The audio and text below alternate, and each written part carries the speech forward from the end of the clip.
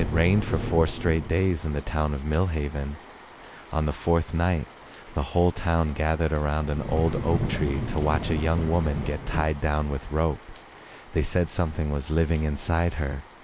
They were wrong about what it wanted.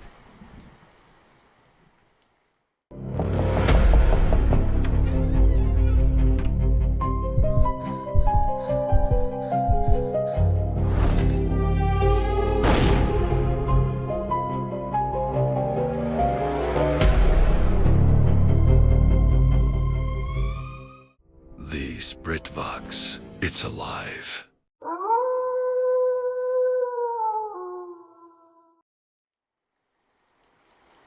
It had not stopped raining in Millhaven for 4 days.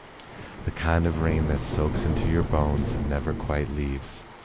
Even so, half the town packed into the field near the old church, standing under a massive oak tree whose branches stretched out like fingers over the wet grass.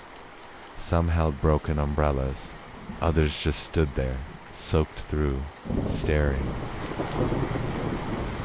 Underneath the oak, someone had strung up a blue plastic tarp to keep the worst of the rain off a small wooden platform. On that platform lay a young woman, no older than 20. Her wrists and ankles were bound tight with coarse rope. Her name was Emily Carter, and 3 weeks ago everyone in town would have called her ordinary. Nobody would call her that anymore. An old man named Walter Pike knelt beside her. People in Millhaven called him many things: a healer, a fraud, a man who talked to the dead. Tonight they just called him their last hope. His eyes were bloodshot from 3 sleepless nights of prayer, and his hands trembled slightly as he reached into the fire beside him and threw in a handful of dried herbs. The moment the herbs hit the flames, Emily's body went rigid. Her back arched off the platform, and a sound came out of her throat that did not belong to a 20-year-old woman. It was low, broken, male. "I love her," the voice growled through her lips. "I won't let her go." Walter's face went pale, but he leaned in closer anyway. "Who are you?" he asked. "Say your name." The voice inside Emily laughed, a wet, broken sound. "You know who I am," it said. "I'm the boy from Miller's Road, the one who hung himself in his father's barn last spring. Ask her. She knows exactly what she did to me." A woman in the crowd gasped and covered her mouth. Everyone in Millhaven remembered that story. A quiet boy named Daniel Reyes, found hanging from a rafter, no note, no warning.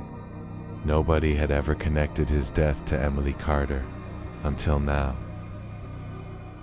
Walter grabbed a bundle of dry branches from beside the fire and struck Emily hard across the back. Her whole body convulsed. For a moment, impossibly, she seemed to lift off the wooden platform, floating just above it, her bound hands twitching in the air. White foam bubbled from the corner of her mouth, and her throat pulsed unnaturally, like something underneath the skin was trying to climb out. A low, guttural moan rolled out of her, layered underneath her own voice, like 2 people screaming through one mouth. Walter began muttering words under his breath, faster now, older words that most of the crowd didn't recognize. Emily's wet hair rose off her shoulders on its own, twisting upward into the smoke from the fire like something was slowly pulling her apart from the inside. "Daniel," Walter shouted over her screaming, "you need to let her go. This isn't your body to keep." Emily's head snapped toward him, her eyes rolled fully white. "Love," she, or it, whispered. Then again, louder, more desperate. "Love, love, love, love." Walter reached into a small cloth pouch at his side and pulled out a mix of dried flowers and grass, pressing them hard against Emily's forehead. The moment his palm touched her skin, his own eyes rolled back, showing only red-rimmed white. It was the most disturbing thing anyone in that crowd had ever seen a living man do to his own face.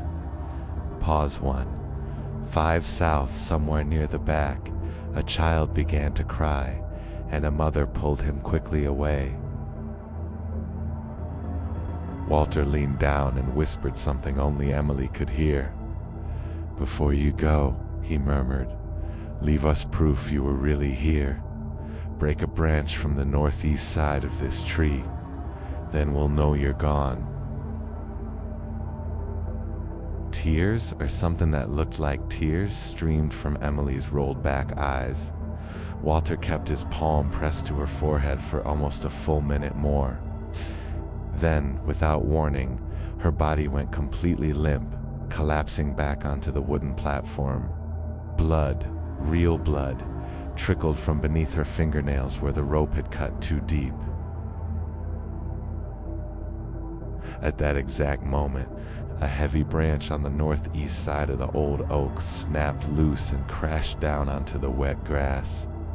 Walter threw his arms up and shouted to the crowd, "It's gone. The spirit is gone. All the bad blood is out of her." Nobody questioned it.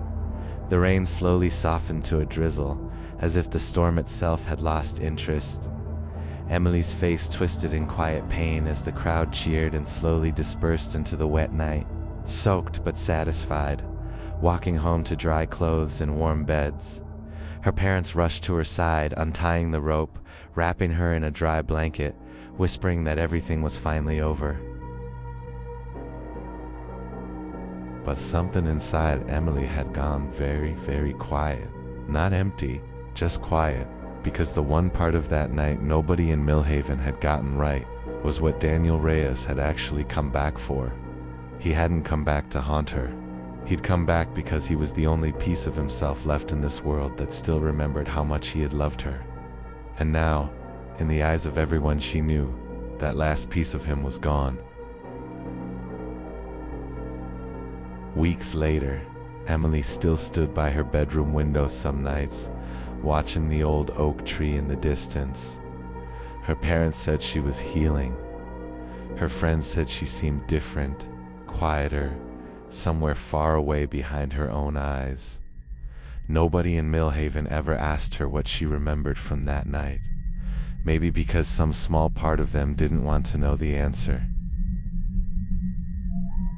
If you ever hear rain tapping against your window at night and it sounds like it's trying to say something, don't listen too closely. If this story kept you up a little, hit like, subscribe for more, and tell me in the comments about the strangest thing love has ever made someone. Do. I'll be waiting.